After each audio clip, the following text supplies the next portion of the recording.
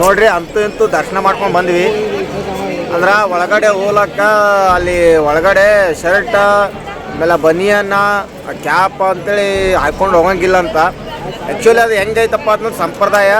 ಗಂಡಸೂರು ಅಂದ್ರೆ ಹುಡುಗರು ಯಾರಲ್ಲಿ ಈಗ ಗಂಡ್ಮಕ್ಳು ಅದಾರಲ್ಲ ಅವರು ಪಂಚೆ ಶಾಲೆ, ಆಮೇಲೆ ಲೇಡೀಸ್ ಅವರು ಕಂಪಲ್ಸರಿ ಸಾರಿನೇ ಹಾಕ್ಕೋಬೇಕು.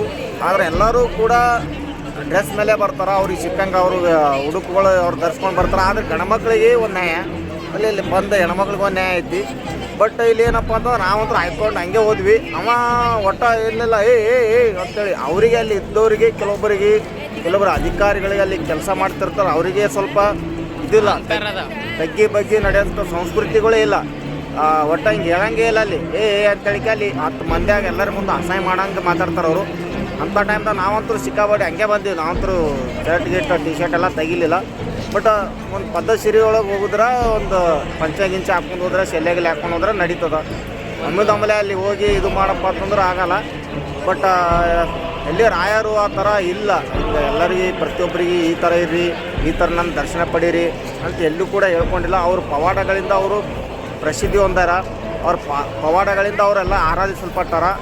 ನಾವು ಅಂಥವ್ರ ಬಗ್ಗೆ ಮಾತಾಡ್ತಿಲ್ಲ. ಬಟ್ ಇಲ್ಲಿನ ಕೆಲವೊಂದಿಷ್ಟು ನೋಡ್ಕೊಳ್ಳೋರು ಆಡಳಿತ ಸಿಬ್ಬಂದಿಯವ್ರದ್ದು ಸ್ವಲ್ಪ ಮಾತಿನ ಮೇಲೆ ನಿಗಾ ಇರಬೇಕು ನೋಡಿ.